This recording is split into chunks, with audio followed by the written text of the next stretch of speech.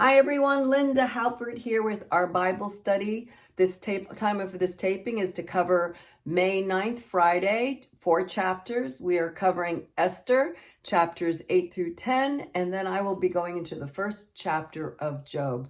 Now, prior to chapter 8, we have seen the death of Haman, and this is an incredible pivot right now because now we've got a reversal of wickedness to triumph to those that are opposing the Jews.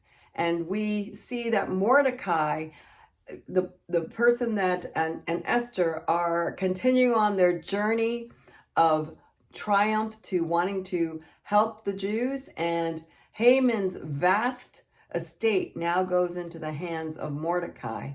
And Mordecai now gets basically to replace what Haman has evil's wicked ways to the Jews.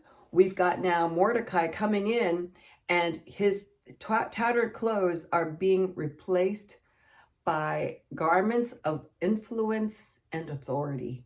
We have Esther, Queen Esther, also now interceding on the throne to the king and asking that the Jews would be saved from slaughter.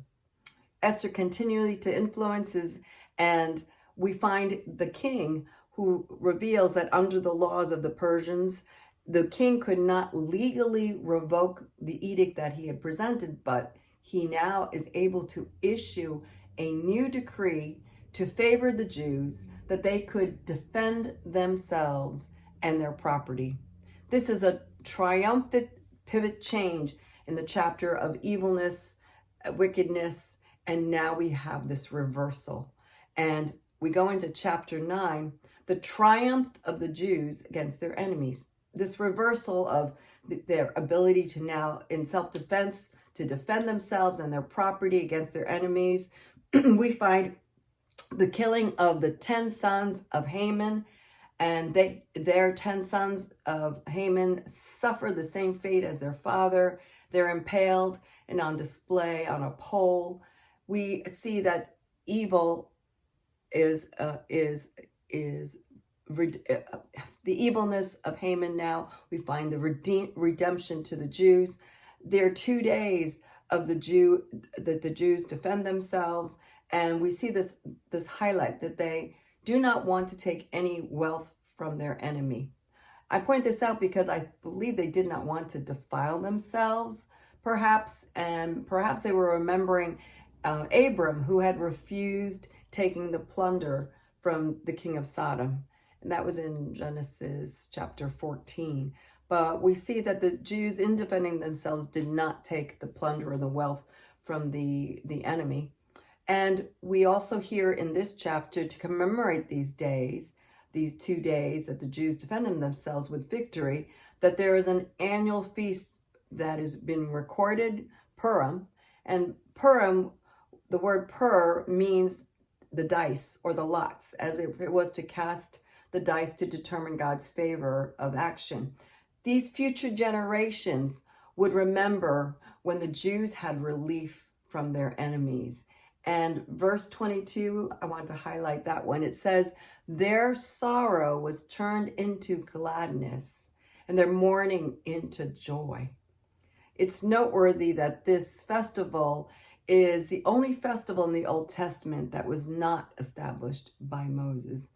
Purim is celebrated today now with our Jewish brothers of the faith that are understanding Purim and Haman, and I don't know if you ever had Hamantash and all that sort of good food, but it is wonderful to see the festival of Purim, and that the enemy was slain and the Jewish people were rescued. Chapter 10 concludes with the elevation of Mordecai, and in particular that he's highly esteemed in helping the Jews.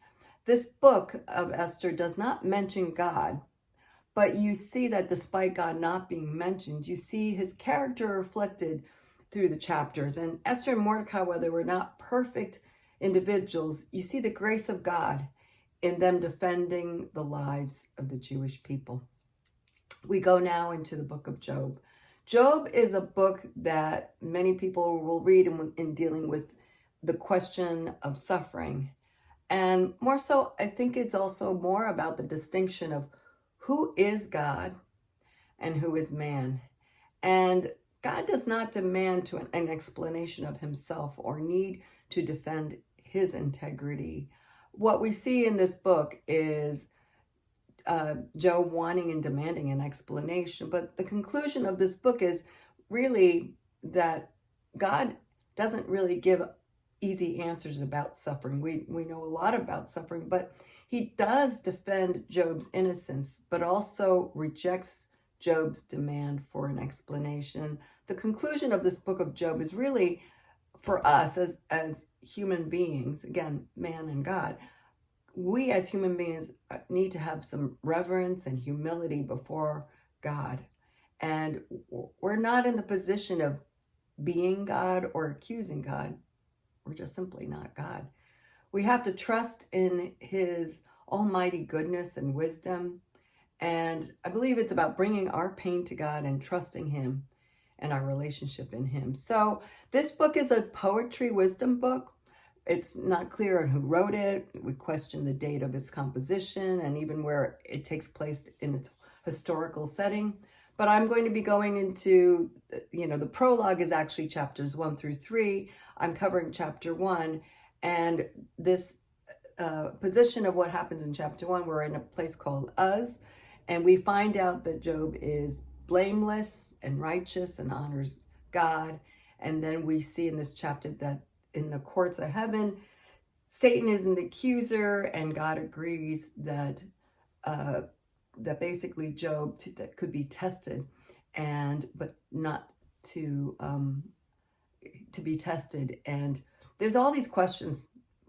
Frankly, it's very Job does not know the battles that go in heaven, and I think a lot of the questions of why good people suffer, and the question is God just, comes into play in this book. But we know that this Job did not see this battle in the heavenlies, but Satan is the accuser. God found no fault with Job. It's Satan that is the accuser. And in the circumstances of chapter 1, you will read that Job loses all. He loses his livelihood, he loses the farm animals, he loses some of all the blessings, the sheep, the shepherds, the camels, the servants, his children. It pretty much is perished.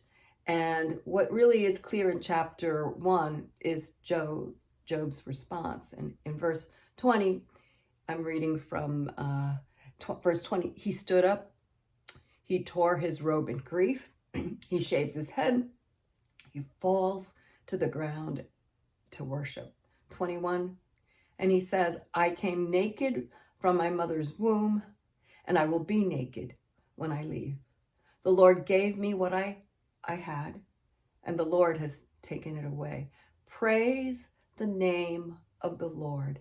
Verse 22, in all of this, Job did not sin by blaming God. Wow, what powerful verses. Job recognized how he came. He recognized of where he would go, both that he was naked, that he had nothing. There was nothing of himself. And then Job looked at his present circumstance. He went from his past to his future, but in his present circumstance, he blessed the Lord. Man, it reminds me of Maranatha. God past, God is Lord of the past, God is the Lord of the present, God is the Lord of the future. God, and Job worshipped. Job worshipped this God.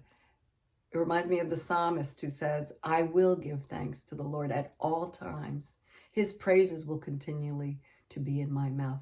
In all times, whether it's good times or bad times, is he the Lord of our life?